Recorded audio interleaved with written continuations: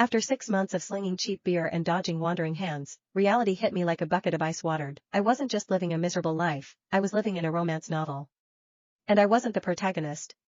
I was the villainess. The evil stepsister. The one everyone hates.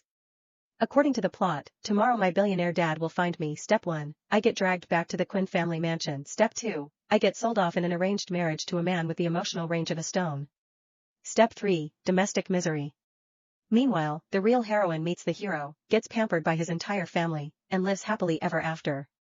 I, on the other hand, am destined to go crazy with jealousy. I'm supposed to sabotage them, humiliate myself, and eventually rot in prison while they celebrate the birth of their twin babies. Yikes, which sadistic author wrote this garbage? Rich dad? Check. Husband with unlimited credit cards? Check. Why on earth would I ruin a life of luxury just to chase a man who doesn't want me? Why choose drama when I can choose the bag? Just like the script said, Mr. Quinn found me. They scrubbed me clean, dressed me up, and married me off to Dominic Sanguine. But that's where I went off script. Instead of playing the bitter, jealous wife, I decided to lean into the one thing that never betrays you, money. Dominic stood by the door, adjusting his cufflinks. He looked cold, detached, and impatient. I'm going out to see Ivy. Ivy Green.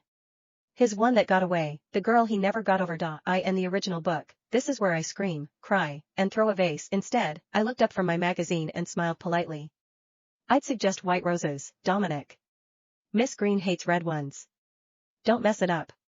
Dominic froze. He turned slowly, his brows knitting together. He had every right to be confused. I should have blocked the door. I and my old life, I had morals. Marriage meant loyalty. But that was then. Now? I'm Harper Quinn, and I'm strictly business. Actually, Dominic, I said, standing up and smoothing out my silk dress. Since we want to keep this marriage peaceful, I prepared a little something for you. A what? I pulled a folded sheet of paper from my clutch and handed it to him. The Sanguine Marriage Menu of Services. Dominic looked down at the paper, his brow furrowing as he read the items I had neatly listed. Tier 1, handling your parents and annoying relatives, $10,000 per event. Tier 2, providing alibis, $20,000 per instance. Tier 3, relationship coaching, e.g., how to please Miss Green, $50,000 per hour. What is this? His voice dropped to a dangerous growl. I leaned against the console table, tapping my chin playfully. Just a fee schedule. I'm not just your wife on paper, Mr. Sanguine. Think of me as your most expensive consultant. Dominic stared at me. The silence stretched, heavy and thick. People usually just ask for a divorce, he finally said. Charging your husband a consulting fee to help him cheat, that's new. Divorce is messy. This is efficient. I shrugged, my eyes gleaming. Besides, men are unreliable, Dominic. Cash is forever. Dominic crushed the paper, his knuckles turning white. He looked at the list, then back at me, a flicker of something unreadable in his dark eyes. You're unbelievable. I'm expensive, I corrected with a wink. Cash or wire transfer? I don't take checks. The transfer notification had barely faded from my screen when my phone buzzed. Bella Knight, right on schedule. By now, she's officially with Henry Sinclair, the male lead. I and the original script. This is the part where she calls to humble brag about how obsessed Henry is with her, pretending she's just checking in on her poor, unloved best friend. Since Dominic spends his free time pining over Ivy Green, I'm supposed to be miserable. I'm supposed to be seething with jealousy, but Bella, either legally blind or just cruel, kept digging. Harper.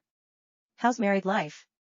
Her voice dripped with fake sweetness. I wedged the phone between my ear and shoulder, tossing a silk robe into my suitcase. Busy. Packing. Packing? She gasped. Did you and Mr. Sanguine fight already? Did he kick you out? I don't have time to fight, Bella. I'm going on vacation. Oh. A honeymoon? Nope. Solo trip. There was a pause on the other end.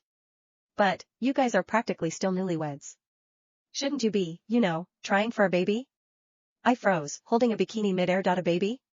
With Dominic, please. The man has the emotional warmth of a deep freezer. We have a business arrangement, not a marriage. Sorry, Bella, gotta fly. Driver's here, I lied smoothly and hung up. A second later, a notification pinged on my phone. Bank of America, transfer received $50,000.00. Dominic's hush money. I grinned, zipped up my Louis Vuitton carry-on, and headed for the door. That night, Dominic came home to a pitch-black mansion. My phone rang almost immediately. Where the hell are you? He demanded, his voice echoing in the empty house. I took a sip of my coconut water, watching the turquoise waves lap against the stilts of my private villa. Maldives, hubby, I chirped. The sunset is to die for.